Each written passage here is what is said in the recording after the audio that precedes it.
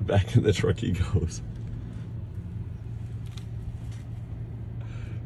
Miami garbage men don't have a place to relieve themselves.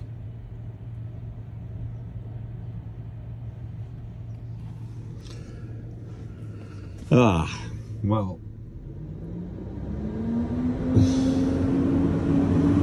I guess I found the spot where they do it. Right there.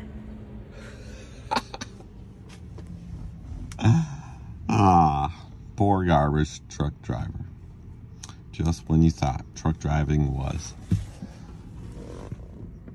was hard enough,